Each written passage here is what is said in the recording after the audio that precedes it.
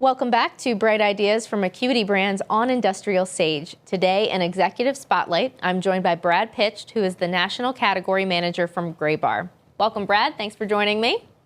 Thank you, Catherine. Really excited about it. Thank you for having me. Absolutely. So, Brad, you've spent 20 years in the lighting industry, right? Can you tell me a little bit about how you got your start? Yeah, so I was going to school to be an electrical engineer, and one day one of my friends came up to me and said that he was going to go on an interview.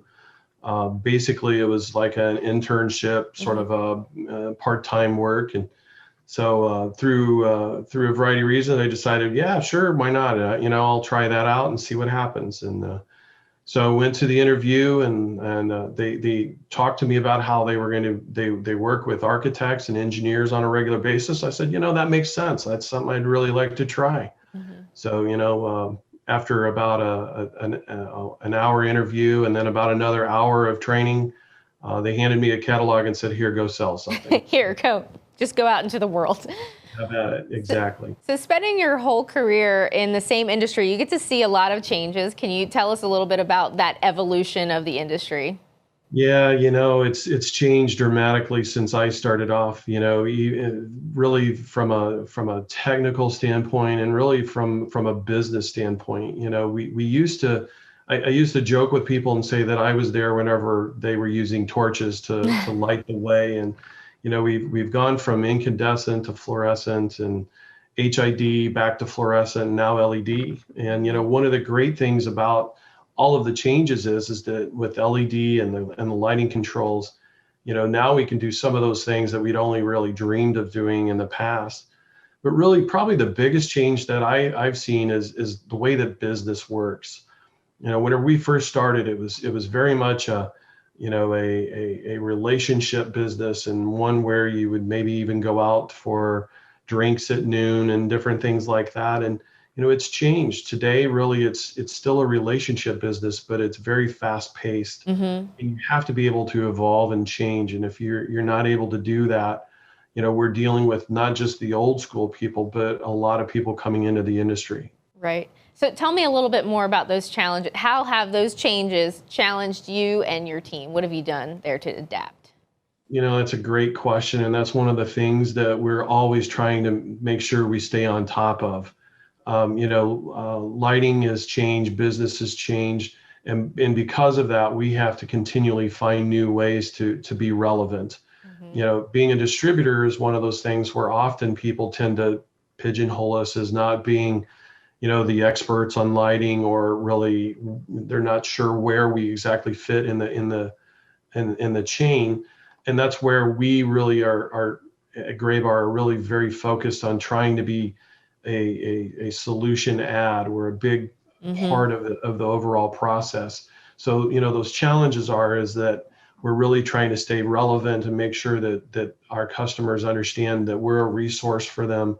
And likewise, we're working those communications. We're talking to people about better ways to do different things, and we're trying to evolve and become more and more efficient with what we do. And part of staying relevant, you indicated a lot of different technology changes, a lot about innovation and new products. How would you sell a new innovative product to a customer today? Well, Graybar is constantly working with our key suppliers like Acuity. Acuity is a great partner for us. They provide us with technical information, training. We work together and build marketing collateral together.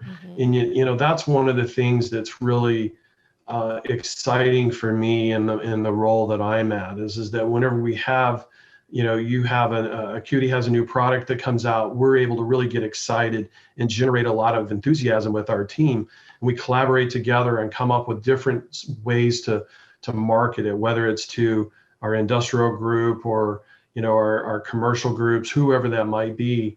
So really, being very innovative and looking at different ways to present is something we pride ourselves on. With COVID, it's been obviously a lot more difficult. It's been a lot more challenging to try to do that, because we don't have that one-to-one or that personal relationship where we can sit down and talk to people Still kind of stuck with Zoom and other things like that. Right. Yeah, 2020 has definitely been a chaotic year. We're all doing business a little bit differently. But what are some of the go-to methods that you've adapted and started employing as you're trying to satisfy the customer and keep that relationship strong? One of the things that I've always enjoyed, I learned this early in my career, and it's something that I try to share with all of my new sales reps. I'm from St. Louis. I've been here for a long time, and St. Louis has got this beer company that they make a lot of beer, and so one day they came out with this new beer called Bud Light. And Bud Light was something that was really not the first on the market for a light beer. There was another company that was out there selling Miller Lite, and Miller Lite was one that they were kind of in that old school way of doing their marketing. Less filling, tastes great, whatever. They were the best at taste and lowest calories. Well, Anheuser-Busch decided that they were going to change the equation. Instead of being less filling and taste greater, they Just decided, as good. yes, they decided that they were going to be the funner company. They were going to be the beer that everybody enjoyed drinking. They brought dogs as spokesmodels. They brought a variety of different fun things into the equation, and then they saw their sales go through the roof. My point to all of this is it's a great story, but what it means is that they didn't take and try to be better at what their competitor was doing. They tried to change the equation to be better at what they do. And that's one of the things that I try to explain to our salespeople often, is that you need to be better at what you do and not look at what they do, but be a better you. That is great advice. So, and then on a personal note in your career, is there any other advice that you would have to someone coming up in the lighting industry?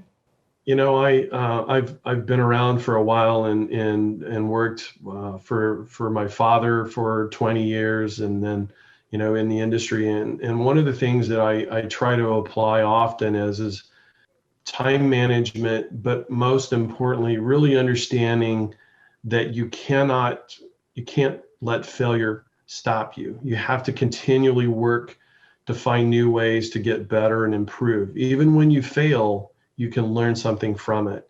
And so one of the favorite things that my father used to kind of give me grief over is like if we were working on a piece of equipment, a tractor or something like that, and I'd tell him, well, I couldn't, the bolt was stuck or something was broke or whatever. His comment to me was always, well, we can't throw it away. We have to find a way to fix it. And that would be probably my biggest advice to anybody is you need to find a way to fix it. If something you don't like, something is broke, find a way to fix it. Really great advice. Brad, thank you so much for giving us some time today. Appreciate you sharing a bit of your story. Thank you very much. Appreciate it. Thanks. Next time on Bright Ideas, we will chat about equality, diversity, and inclusion programs and ideas for your business.